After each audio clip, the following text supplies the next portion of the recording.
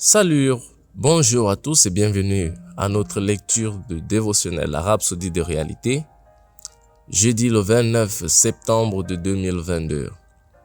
Et notre thème d'aujourd'hui est « Recevez la parole avec un cœur sincère ». Et notre écriture d'ouverture est tirée du livre de Psaume 119, le verset 162, qui dit « Je me réjouis de ta parole, comme celui qui trouve un grand butin. » Notre homme de Dieu, le pasteur Christ, nous fait savoir qu'alors que Jésus prêchait, il y avait ceux qui l'écoutaient et croyaient.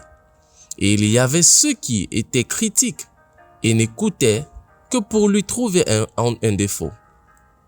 Les pharisiens ont envoyé des espions qui se sont fait passer pour des personnes de renseignement honnêtes, dans l'espoir de tromper Jésus en lui faisant dire quelque chose qui lui causerait des ennuis avec la loi. Ils lui ont demandé, « Dis-nous, est-ce légal ou non de payer des impôts à César ?» Cela rencontrons dans le livre de Luc, le chapitre 20, verset 22. La question était un piège, mais Jésus a reconnu et compris leur malhonnêteté et leur ruse. Ainsi, il les a pointés vers le dernier Romain, une pièce de monnaie ayant l'image de César dessus.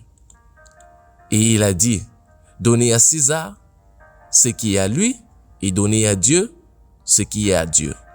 Luc, le chapitre 20, verset 25. Il n'était pas là pour l'écouter, il dit, croire et être béni. Non, il voulait le piéger par son discours. Mais Jésus est la sagesse personnifiée. Alléluia. Imaginez cela. Parfois, nous sommes devant des personnes que quand nous voulons les prêcher la parole, ils prêtent attention, ils font des commentaires. Vous pensez que c'est parce qu'ils veulent vous écouter, mais en vérité, c'est parce qu'ils veulent vous piéger. Donc, en ce jour, le pasteur Christ est en train de nous révéler cela à travers l'expérience du propre Seigneur Jésus. Mais il nous fait comprendre que Jésus connaissait leurs pensées. Et pas seulement cela, que Jésus est la sagesse personnifiée. Alléluia. Marc chapitre 12, le verset 13 dit, « Et ils lui envoyèrent certains des pharisiens et des hérodiens pour l'attraper dans ses paroles. » Dans le récit de Matthieu, il a écrit, « Alors que les pharisiens allèrent se consulter sur les moyens de surprendre Jésus par ses propres paroles. » Cela retrouvons dans Matthieu 22, 15. Et Luc 20, 20 dit, « Ils se mirent à observer Jésus, et ils envoyèrent des gens qui feignaient d'être justes pour lui tendre des pièges et saisir de lui quelques paroles, afin de le livrer aux magistrats et à l'autorité du gouverneur. » Pouvez-vous voir les différentes raisons pour lesquelles certains d'entre eux assistaient à ces réunions? Jésus le savait-il?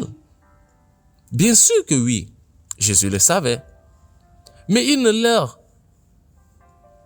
les a pas exposés. Il a laissé décider de leur propre gré après qu'il ait écouté à ses enseignements. Cela nous enseigne, ne soyez pas très rapide à juger les gens aussi. Quand ils font des propos, il faut les laisser. Faites juste votre travail. Enseignez-les la parole de Dieu. Parce que la parole de Dieu est une semence. La parole de Dieu, quand elle est relâchée, quand elle est révélée, elle vient avec un but, propos. Et certainement, va réaliser le propos pour lequel elle a été révélée. Nous apprenons cela en ce jour. Il dit le suivant, c'est la même chose aujourd'hui. Comment recevez-vous la parole? La recevez-vous avec un cœur sincère? La Bible dit, débarrassez-vous donc de toute impureté et de toute excroissance rampante de méchanceté. Et dans un esprit humble, doux, modeste, recevez et accueillez la parole qui est implantée et enracinée, qui est enracinée dans vos cœurs. contient le pouvoir de sauver vos âmes. Jacques, le chapitre 1, verset 21, la version amplifiée. Lorsque vous entendez la parole de Dieu, prenez-la telle que elle est en vérité, avec un cœur authentique, véridique, sincère et honnête. Rappelez-vous, sa parole est sa sagesse. Proverbe, le chapitre 4, verset 5 à 6 dit, « Acquiert la sagesse, acquiert l'intelligence.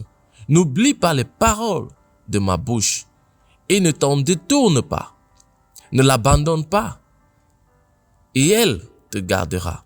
Aime-la et elle te protégera. » Quelle instruction, quelle parole profonde. Vous savez, la parole de Dieu est un élément très important pour nos vies. Vous savez, parfois les gens pensent que la Bible nous est donnée pour des activités religieuses. Non, la Bible en vérité c'est une école de la vie. La Bible, elle nous révèle la pensée et la volonté de Dieu pour nous. La manière dans laquelle vous recevez la parole de Dieu est très importante pour votre bien-être et aussi va déterminer le résultat qu'elle va mener dans ta vie. Les résultats qu'elle va produire dans ta vie. Décidez-vous de recevoir la parole de Dieu avec un cœur sincère, un cœur honnête. Alléluia. Et vous allez vivre le conseil complet et total de la parole de Dieu, produisant des résultats extraordinaires dans vos vies. Et ça, c'était la rhapsodie de ce jour merveilleux. Et je vous invite à faire la prière avec moi. Répétez. Cher Père, ta sagesse fonctionne en moi et j'excelle dans le bon jugement, tout en ayant les bonnes idées et prenant les bonnes décisions. Je suis propulsé par la parole, écoutant avec un bon cœur la voix de la sagesse. Je dis et fais les bonnes choses au bon moment, pour la bonne cause, pour ta gloire, au nom de Jésus. Amen. Alors, merci une fois de plus d'avoir accompagné la lecture de le dévotionnel d'aujourd'hui. Et cependant, je pourrais avoir quelqu'un qui est en train d'écouter ce message pour la première fois et est en train de se préoccuper du fait que son chemin n'est pas droit avec le Seigneur. Et tu as besoin de te réconcilier avec lui. Je vais te donner cette opportunité de prier avec toi pour que tu puisses avoir le salut. Parce que la Bible nous révèle que la parole de Dieu contient le pouvoir pour notre salut. Et ainsi que la parole a été ministrée en ce moment, la grâce pour recevoir le salut t'est donnée. Et on profite en ce moment avec un cœur sincère. Répète cette prière avec moi. Dis au Seigneur Dieu, je crois de tout mon cœur en Jésus-Christ, Fils du Dieu vivant. Je crois qu'il est mort pour moi et Dieu l'a ressuscité des morts. Je crois qu'il est vivant aujourd'hui. Je confesse de ma bouche que Jésus-Christ est le Seigneur de ma vie à partir d'aujourd'hui. Par lui et en son nom, j'ai la vie éternelle. Je suis né de nouveau. Merci Seigneur d'avoir sauvé mon âme. Je suis désormais un enfant de Dieu. Alléluia. Chers frères et sœurs, bienvenue dans la famille de Dieu. Désormais, vous êtes un enfant de Dieu. Et j'aimerais que vous m'envoyiez un message si vous êtes né de nouveau en ce jour, pour que je puisse savoir que vous êtes béni par la parole et la lecture de ce dévotionnel. À partir de ce moment, peu importe les questions, les doutes que vous avez, vous pouvez envoyer un message à cette plateforme où vous êtes en train d'accompagner et je vous répondrai. Que le Seigneur vous bénisse. À notre prochaine lecture. Shalom.